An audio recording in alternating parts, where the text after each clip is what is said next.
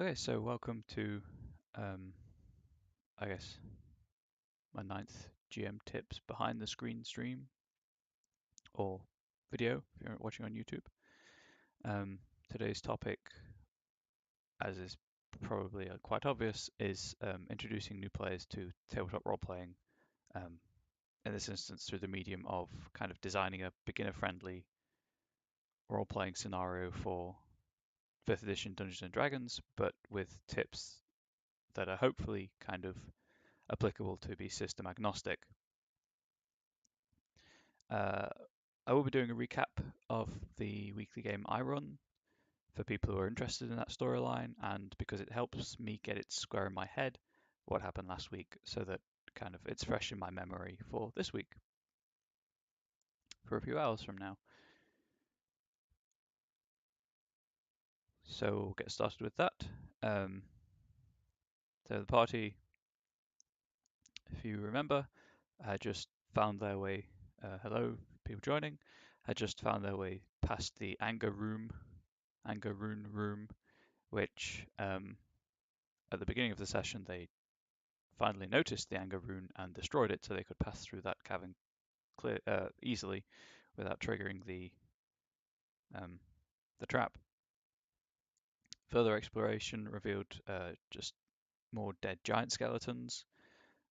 These were randomly generated by the dungeon generator and gave the caves kind of some nice flavor. They found a room with a simple trap which they avoided.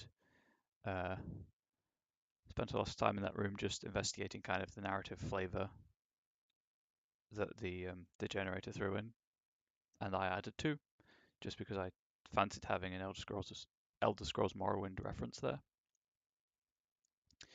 From that chamber, they anyone who's seen my trap puzzle design kind of refinement material, one of the traps was essentially the Sarlacc pit from Star Wars, and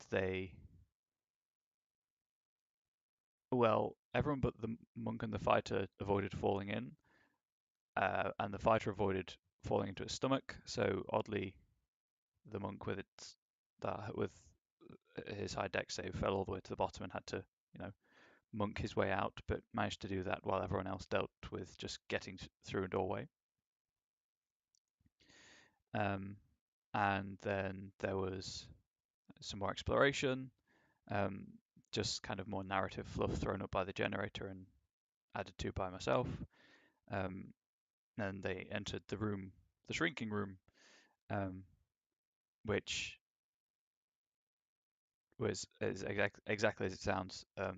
You step into it, you shrink to like a couple of inches tall, and you're no longer capable of seeing the lever that you need to pull to lower the water wheel to open the door or to lower the water wheel to cancel the spell.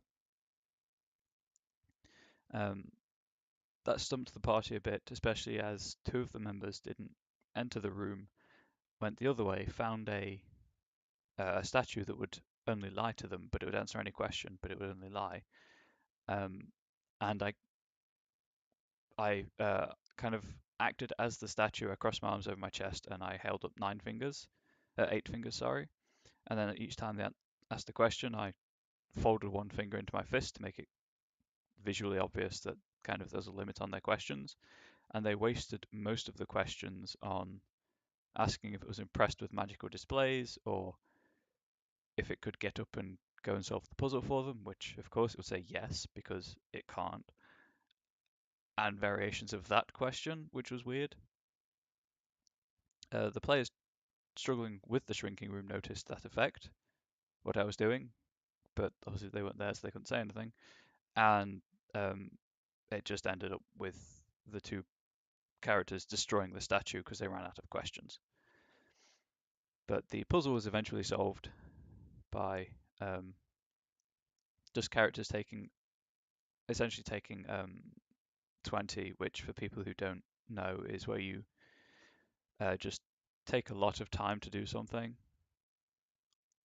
in order to see everything, kind of every facet of the situation. as if you'd as if you'd rolled a 20 on the d20. It just takes longer than kind of the split second roll.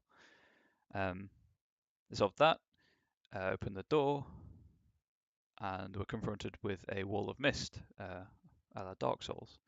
Um, Razrik, the party warlock, went through it first and found himself in a scene from his backstory where he was forced to witness Orcus, the demon prince of undeath, killing his best friend over and over again. Party sorcerer went through and was confronted with his extremely abusive childhood, being raised/created by a lich, and was forced to kind of deal with the trials that she put him through. And they weren't teleported as such to a demiplane. They were just kind of their consciousness was. So their bodies were still there making noise, although they weren't able to hurt each other, even accidentally.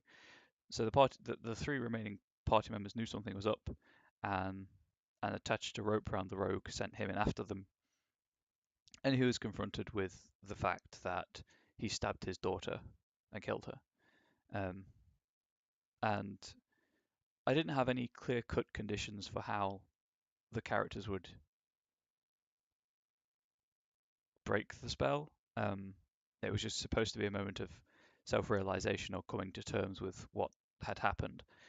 And so when the sorcerer, who is incredibly insecure about his magic because he gets some from his pact and some from the dragon scale in his chest, so he isn't magical in and of himself, and so he's really insecure about his magic and his magical prowess. So it's all kind of veneer and flashy confidence. But but for a split second, he admitted that he is magical and he owns uh, um, all his achievements are his own. They're no one else's.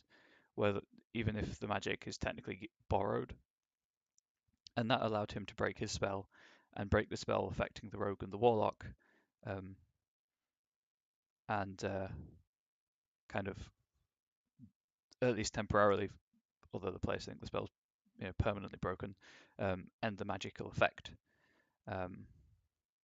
While there was no physical wounds in this, the obviously the three of them were kind of dealing with some heavy trauma and decided as a whole, the party took a short rest to help them to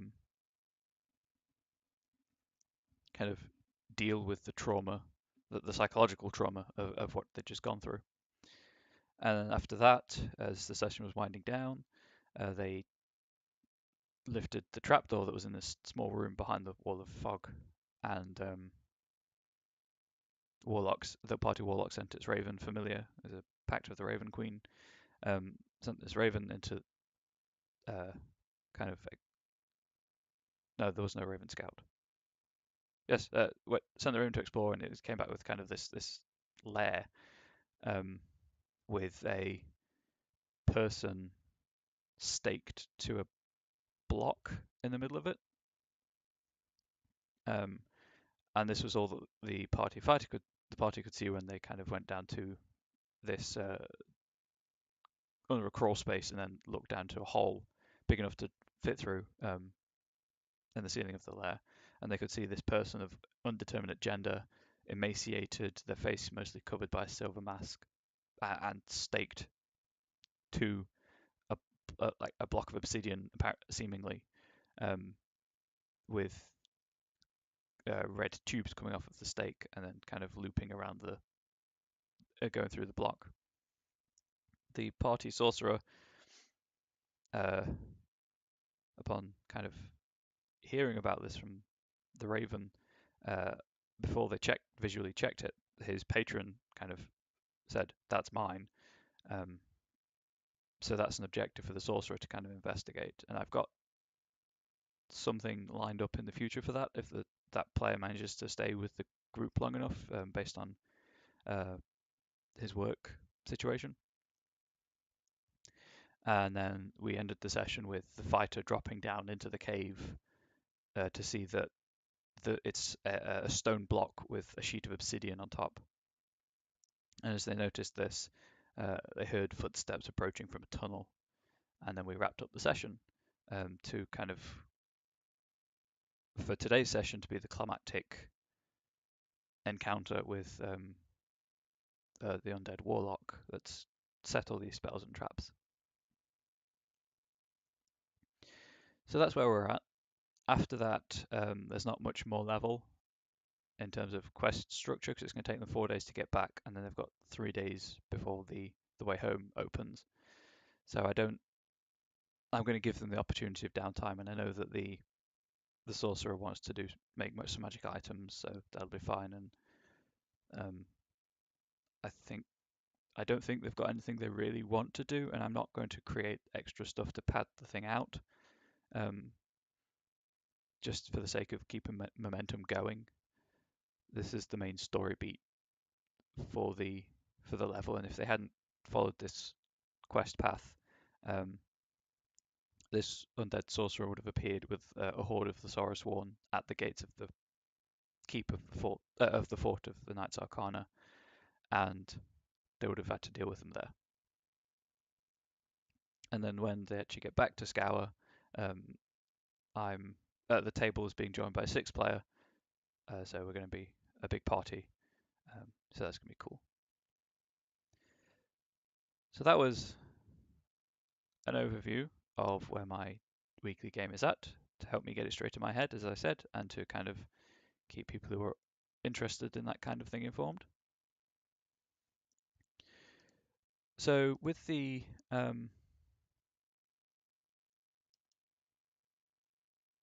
subject being introducing new players to a Dungeons and Dragons game, or to tabletop role playing through the medium of Dungeons and Dragons, because that's what I'm running at the minute. So keeping the practice going is a good idea for me.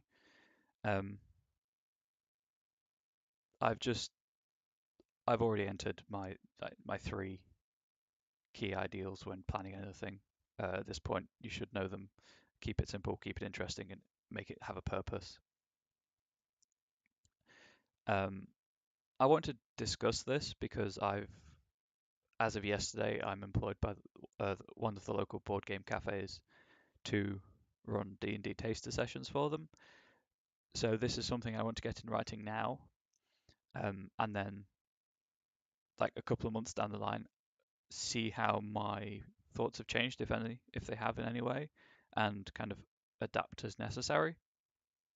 Because I'm using this behind the screen streaming and YouTube archiving as a kind of self-reflective feedback tool, and as a testament to how I do things now, and then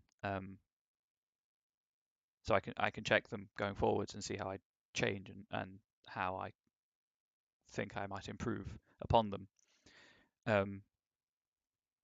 And alongside the video content, I for the past few years have been running that's how we roll dice.wordpress.com. It's in the YouTube description, I believe, and I keep meaning to put it up on my Twitch channel. Both are Comrade Bubbles, for anyone who is wondering. And primarily that started as a hosting solution for an actual play podcast of a Promethean the Created campaign I was running at the time, but I didn't have the time to properly edit it because it was audio, and there's a lot of table talk that kind of was in jokes and didn't make good listening.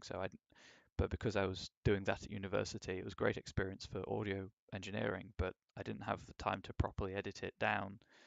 So that kind of fell by the wayside. And then when I graduated and kind of had to move all my files over to a new laptop and stuff like that, somewhere along the way I lost the audio. So I had this website that I no longer could do what I wanted originally with it. So I went back to basics and started writing kind of intro to role playing articles, and again as a kind of a reflective self-reflective feedback tool. um, to help introduce players to role playing. And from there, it kind of became just this uh, kind of what I want with this channel, to be a hub for a community to build around, of gaming aids and resources that you can draw upon. Uh, so there's loads of fiction I've written up there to hopefully provide kind of NPC ideas or character hooks or things like that. And then there's plot hooks and other scenarios and ready built settings that you can just drop into places where you need a town. Um, so that became a kind of how you introduce players. How do you start role playing, and kind of advanced tips and tricks, I guess. So I've always been interested in introducing people to the hobby, and it's a passion of mine, and I love that I'm now getting paid to do what I love. Um, so when I did these sessions yesterday, I thought, well, I could take what I wrote for those, like the principles that I created for those, and explain them to others. So if they're in the same position I am, there's that resource there. And I know there are loads of resources out there about introducing people to D&D and doing it for different age groups and things like that. So I'm not authoritative. This is just my subjective approach. Make of it what you will, take what you like, ignore what you don't, as ever. It's up to you how you best use these materials. But this is just how I do it, and um, the putting it into practice section is just going to be me talking through how and why I do certain things. I don't anticipate this video running over long. Um, if it does, it does, and certainly if, like last week, uh, anything interesting comes up in chat, I will respond to that. But for now, let's get into actually putting my keeping simple and interesting and having a purpose into practice in the context of writing a first time player scenario for Dungeons and Dragons 5th edition. So the first thing to do, um, after you've kind of handled all the beginning disclaimers, um, and everyone has a character sheet in front of them, and you've kind of given them a summary of each character, the first thing, and I tend to end it there because I don't giving people all the information about their character sheet is can be overwhelming, especially with other games in D&D where the character sheet is full of information, whether textual or numerical. Uh, so the first thing I do after they've got a sense of kind of their class's ethos, and if you're not playing D&D, kind of the ethos of their archetype, I guess, or giving them a few moments to think about their character based on the available information from the character sheet for games that don't rely on ethoses, archetypes, is to have them in a situation where there's no stakes, but conversation in character is encouraged.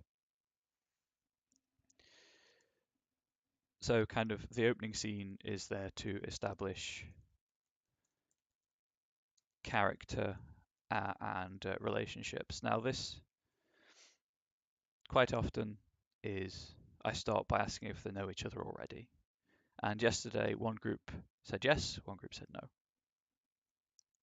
And typically my opening scene is just a campfire, a variation of that kind of you've been traveling all day, you might know each other, you might not, but you've been traveling all day and it's time to kind of set camp or sit down for a meal with new friends. Like if you're playing more modern day sci-fi games, um, and I throw it open to the group that there are a few NPCs there, and kind of one of them asks if anyone has any interesting stories to tell.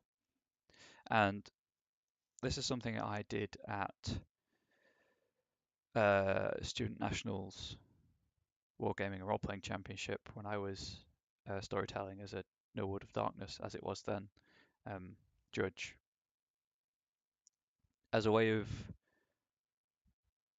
getting the players at my table to engage with each other, because in that situation they were experienced role players, so they kind of had that confidence there, and I thought that that worked quite well. But when it's applied to new players, it having the NPCs there takes the pressure off of them to say anything, but it also, because there are no stakes, because there's no dice rolling involved, because they're just establishing character at that point, um, kind of in my experience, I found that a lot of people will offer a short story, or organically a conversation will start between players usually, because that's kind of the visual stimulus that they're reacting to, is they can see the player on the other side of the table or sitting next to them. And really the point of this opening scene, it isn't the story, it's to get the players talking in character and interacting in character. And sure, both my sessions yesterday ended up with an NPC telling a story, but then the players reacted to that story afterwards. So it still had the desired effect. And it's a great way of doing it if you do have players who aren't confident in storytelling. If they've never role played before, if they've never had exposure to role playing before, having kind of that example and then starting a conversation is great. And there's after that kind of opening scene, that opening like 10, 15 minutes, what have you, finishes. Uh, for Dungeons and Dragons, for the game I ran yesterday, and what I'll probably do going forwards, is kind of everyone goes to sleep and it becomes a kind of who's taking watch. This could easily, in other games, be kind of you're walking home. Do you go alone or separate? Do you go alone as a group, in a couple, what have you? Or kind of you patrolling if you're a police officer in a sci-fi setting, that kind of thing. But where a character or all the characters are in a position to notice something out of the ordinary. So kind of as an interlude to the next of the game, um, kind of I guess it is a surprise encounter. In the game that I ran yesterday, while the players were standing watch individually, they decided, a boar turned up, and well, several boars over the course of the night turn up, but both parties opted to try and kill the first boar. Um, oh, well, they opted to kill a boar over the course of the night anyway, and this was designed to get them, one, to kind of explain the basics of skill checks, because they were standing watch in this example, they were rolling a perception check. So then I explained how the skills box worked as best I could, in a summary that wasn't too overwhelming, and then explained how the resolution mechanic of the game worked with the D20 roll and difficulty classes and things like that. Um, so after they've had this intro to the dice rolling, to the core resolution mechanic of the game, which is what this surprise encounter is intended to kind of highlight, um, they notice the boar and they go after it. And the scenario is always going to have combat in it, because that's one of the core pillars that D&D is built on. And I think a lot of, if you are running a session for new players, like in this instance, or a taster session, um, you kind of need to hit on the at least two of however many pillars the game's built on. For Dungeons and Dragons, that's easy. It's built on exploration, it's built on social, and it's built on combat. Well, built on action, I should say. Um, and the social scene is the opening scene in this instance. And then the players have the option of having, at this point, in this scenario, uh, the players have the option have to have a combat situation. I'll just add these notes so that if anyone wants to run this scenario, they can follow how I approach it, kind of at least the beginning, where the players don't diverge. Um, so they try and kill the boar. Both parties try to kill the boar, which is great because there's the option of combat there, but then the players can choose whether or not to do it, and it doesn't matter because it's a boar. It's not got high health. It's not got a high armor class. It's probably not going to severely wound one of the party. And this was a good way of explaining how combat works because there's not really stakes in this. Again, every time, kind of, that is a pun. I am sorry for people who don't like puns in relation to boars and meat in general. Because there are no stakes in this combat, because it's one boar versus a number of player characters, and these were third level player characters because that's where kind of D&D gets interesting for me. It's where you've got a reasonable number of hit points and the class features are varied from one another, and spellcasters have access to second level spells, so they've got kind of a bit of a more powerful effect on the tabletop. But because there's no stakes in this combat, I don't call for initiative at this point because there's no need to. The purpose of this encounter is to demonstrate one, obviously, skill rolls in D&D, or kind of the main resolution mechanic, as I mentioned, and then a simplified action mechanic. So in this instance, in D&D, it's rolling to attack, rolling damage, that kind of thing. And this is where I explain the kind of attacks and spellcasting box with the weapon profiles and the rolling the d20 to hit and advantage, disadvantage where it's relevant. And when players have questions about where does this modifier come from, I break it down for them. It also just feels good, I've noticed, for a player to kill something, to have that quote unquote physical achievement, physical representation, I guess, of their achievement, and they killed the boar. Now they've got food. But this is an easy scenario intended to, as I say, demonstrate kind of conflict resolution and action resolution, and introduce the various things you can do in combat in a low stake environment. So after this, you hit the exploration section of the scenario, which is just a travel montage. Well, it's a travel scene, sorry. Where I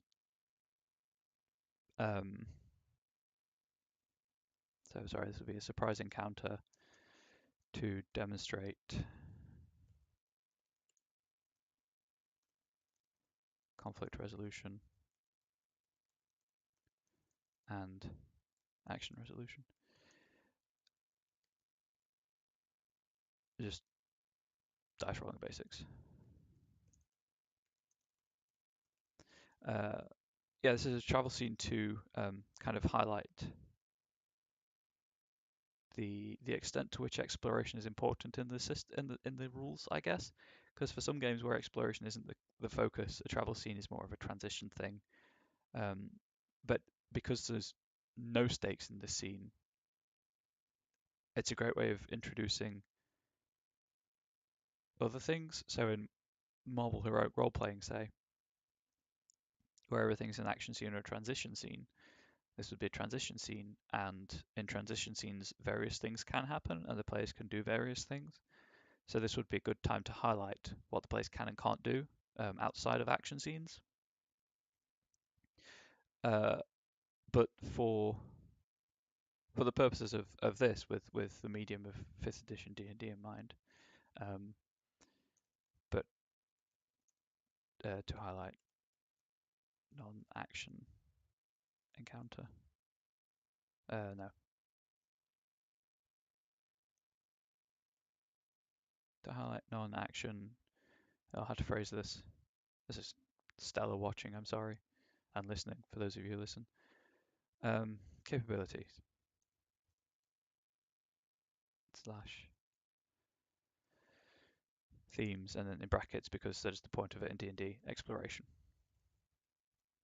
And I'll be interested to know if I go back to these after a while, if I understand my notes.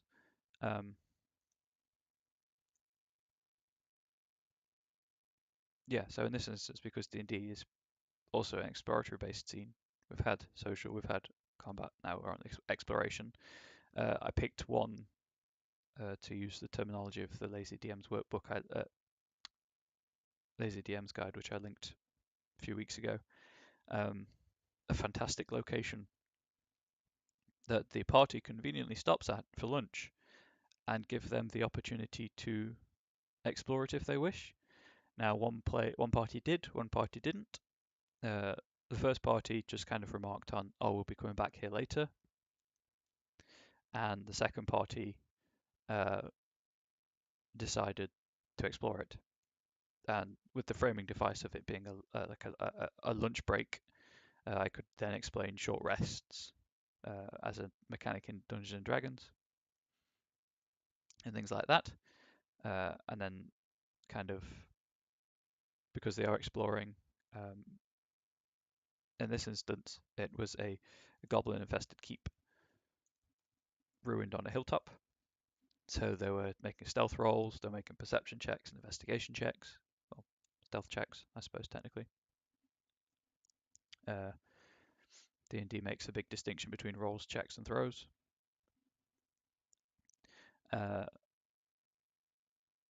So this was a great scene for them to explore the keep. The first group of the day didn't really do much exploration. When they got to the market, which is so if I arrange this so I understand it later. So first session,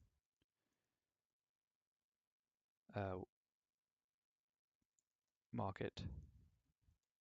Second session, goblin infested keep.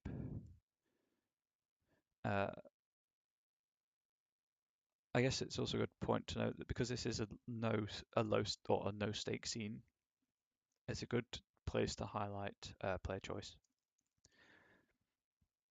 As I said, the first session opted to carry on traveling to the town that they were ostensibly heading for, and they explored the market there. The second session, as I say, they opted to explore the keep. And in both of these, kind of because of the vastly different locations that they went to, obviously the scenes that played out were very different. So the first session, they went to the market. They had some social interaction with market stalls with each other, and then, uh, as I said, the second session they had more of a straightforward exploratory scene of exploring the keep. They found two of the guards, found two wolves in a pen, and a pit trap. And then after kind of all this happens, after you've established social scenes, after you've, again, in a D&D context, but I'll be using D&D terminology, but you could adapt this easily to any system. I think after you've established kind of how to role play and social scenes and how they work, and how if you've had this, after you've established how characters resolve checks, tests, whatever the game calls them, the dice rolling mechanic of the game, in one or in just a kind of a skill resolution or in a combat situation. And then after you've had the exploration and the non-combat stuff, or explored those further, and highlighted that the players can choose the direction they go in. Well, in my games, players can choose. Obviously, some people, when they run a taster session or an introductory session, they'll have a very strict kind of guided path for the players to follow. Um, then it's time to introduce combat. Uh, because this is a player, this is an introductory thing. Probably don't go all out and kind of bring your A game. Have some low stakes combat, but have it in the game's kind of combat manner. So in Dungeons and Dragons, this will be uh, the initiative order.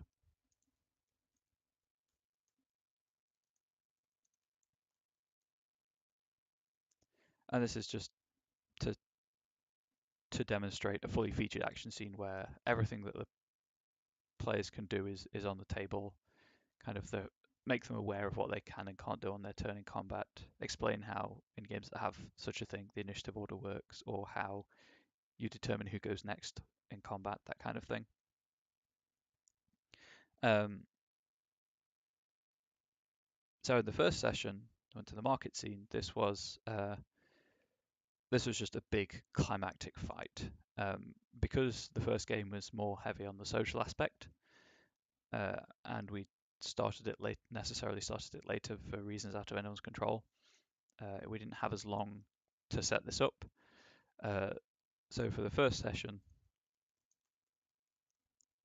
it was a marketplace brawl um, between a group of goblins and a bugbear and the players.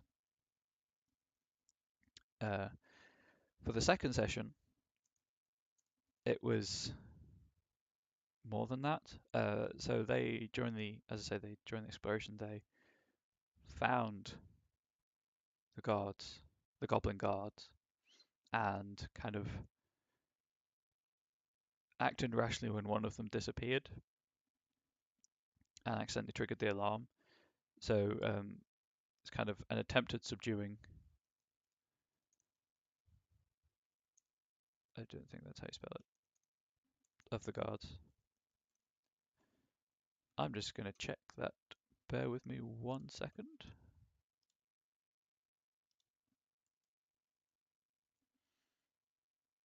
Nope, apparently there is no E. Cool. And the attempted subduing of the guards, which led them to accidentally summoning the goblin warband, because I used the same number of goblins and the bugbear for the second session. For the second group, because they were more prepared, I threw in a giant boar for fun. The attempted subduing of the guards, wrong key, led to summoning of the warband. But crucially, they had time to fortify, to set up defences positions in the keep itself. So they held a doorway, a narrow choke point, so that obviously the big warband couldn't swarm them, overrun them. And then that kind of ended as you'd expect, with the player party trouncing the goblins. And that's really it. Kind of in Dungeons and Dragons, certainly combat takes a long time. Usually, when you've got a lot of actors in a scene, that's terminology I use. Sorry. Where there's a lot of characters that can kind of take actions, I guess, is a clearer way of saying it for people who don't understand. It can take a while, or where there's a lot of hit points involved. Sorry, but because it is a taster session, the combat is highly in the player's favor. With it being goblins and there being level 3 characters, they can kill a goblin in one good hit. And I use this scene to kind of demonstrate the more cinematic nature that a game can have. So with the second example, um, the party rogue leaning out of an upstairs window shot the boar a few times in the back and uh, kind of enraged the bugbear riding it to just busting through the wall and kind of opening a hole in the flank of the party, which would have been dangerous, like cinematic as heck, but it would have been dangerous if there were goblins around to kind of follow it. And we were running low on time at that point, so there weren't. Um, but I wanted it to be kind of representative of how the environment can play a part in an encounter as much as the actors in the scene. That's something I'm always trying to do because I think it ties the narrative of the fight together better. It means the fight is taking there and not just in a generic location. But as I say, because it's a low stakes combat scene, the players are almost certain to win and kind of reward creative thinking and cool role play. Um, and in this instance, the rogue then jumped out the window, climbed down the wall because they're a thief and can climb quickly, and then ran up behind the boar and killed it in one sword blow after killing two goblins previously. Kind of the rogue was definitely the MVP of that session. Um, but it was just such a cool idea that kind of the boar was almost dead anyway, so what 2 hit points here or there really. The player gets a sense of satisfaction. There's a cool moment they can talk about, and kind of there's not that sour taste in the mouth where they do most of the work and someone else kills the creature. And then if there's time, kind of have a wrap up scene, mirrors the first scene with kind of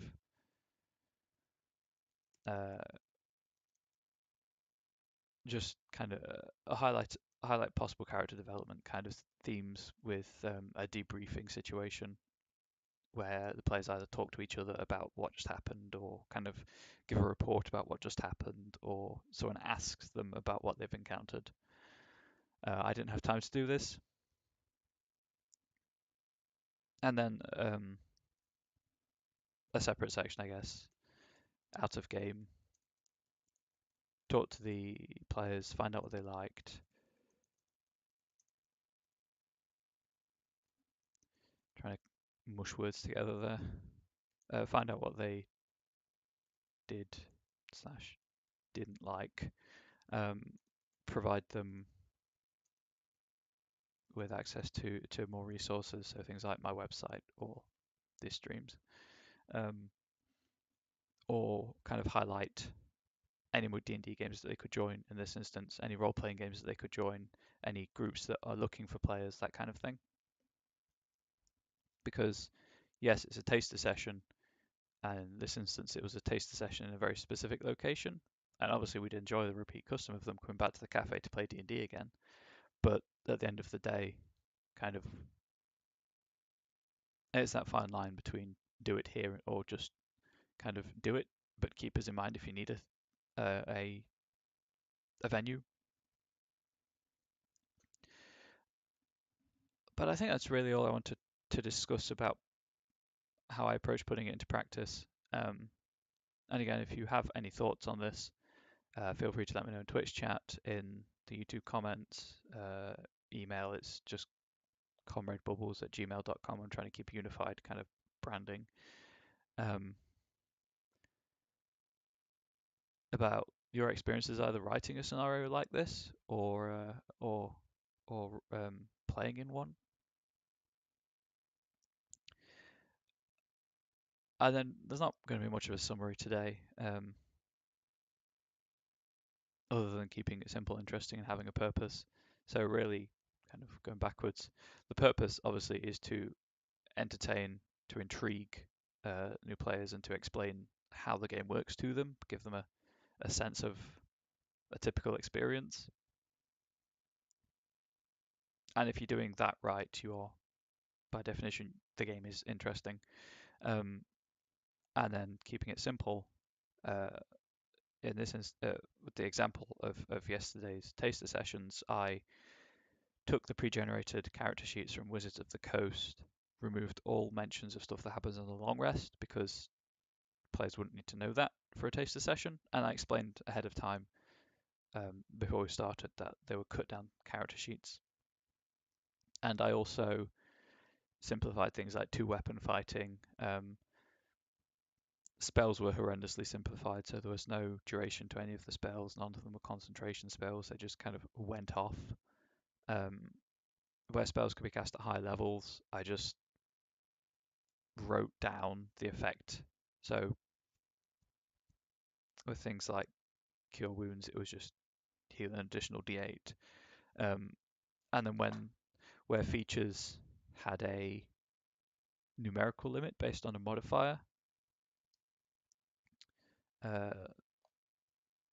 so things that can only be used a certain number of times a day, uh, or just any limit like Wild Shape, I removed that entirely so that there was less bookkeeping to keep track of.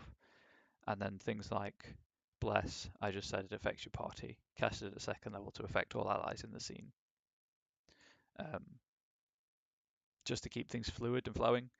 And when it came up, I addressed those simplifications just so the players were aware that's not how it actually is. But they seem to kind of appreciate me doing that for them. So that's how you keep it simple. You look at the character sheet and you throw out everything that you don't need for that session. And I think that's it really. I think that's all I really wanted to talk about for this. Apologies to anyone coming in just now, kind of wrapping up. My notes are on screen and this will be going up on YouTube probably tomorrow if I remember, along with last week's video. But that's my thoughts on how to write a introductory session for new players, newcomers to the hobby. As I mentioned previously, I'm going to be running out of topics to discuss, like kind of GM tip topics, regularly, I should say.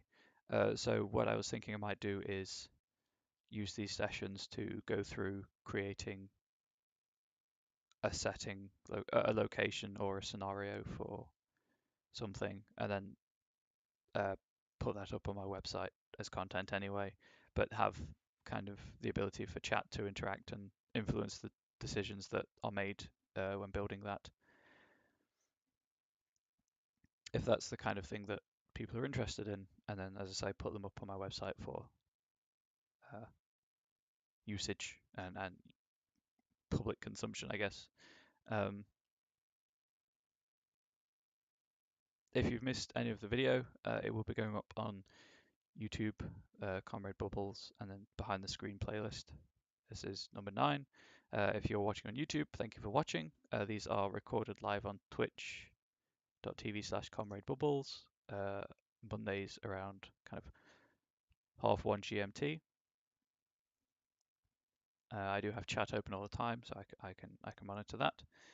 I want to start putting them up the day after I record them, but we'll see how that goes. If you do like the video, of course, please a follow on Twitch means that when I go live, and subscription on YouTube will theoretically notify you when I upload a video or set a video live. And I do also just play games on Twitch. I try to do Thursdays around lunchtime-ish my time. But for now, thank you for coming along. I hope it's been useful. As ever, any thoughts are greatly appreciated. I thrive on criticism, hopefully constructive. But yeah, see you.